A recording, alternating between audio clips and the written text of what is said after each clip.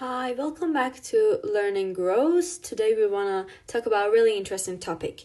Nervous eating doesn't always mean overeating. Research shows that about 40% of people eat more when stressed, 40% eat less, and 20% don't change their eating pattern.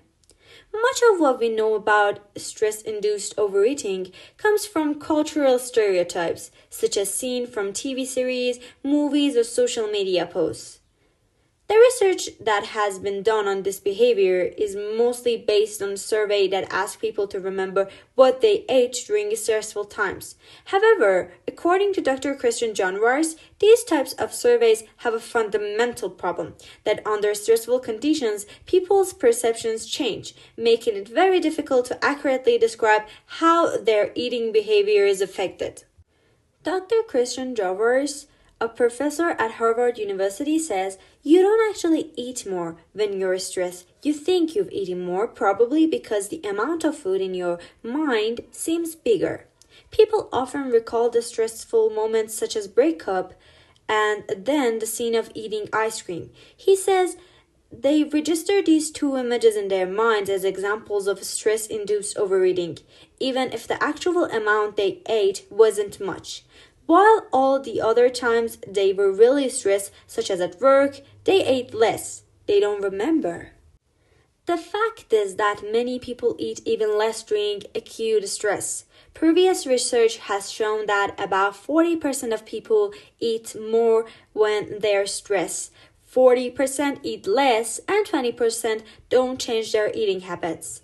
When the body is under chronic stress, Dr. Christopher McGowan, obesity specialist, noticed that cortisol levels increase, which not only stimulate appetite, but can also lead to increased fat storage, especially in the abdominal areas. He adds that chronic stress also disrupts sleep, which in turn exacerbates food cravings and disrupts metabolic function.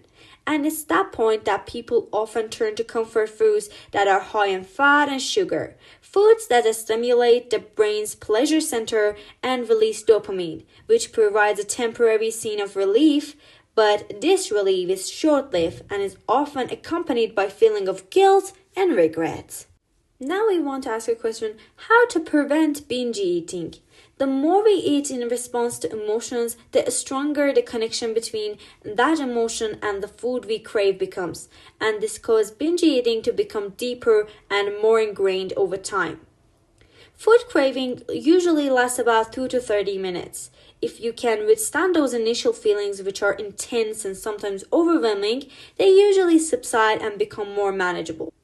They explain that each person's triggers are unique. For some, it's being alone at home, and for others, it's the sight or smell of their favorite food can be triggering. They recommend keeping a journal and recording when your cravings starts, and whether they are real or emotional. If it's been more than 4 hours since your last meal, your body may actually need food. If not, it's probably emotional hunger and you don't need to distract yourself. They recommend even brief bouts of physical activity as a great alternative to stress eating.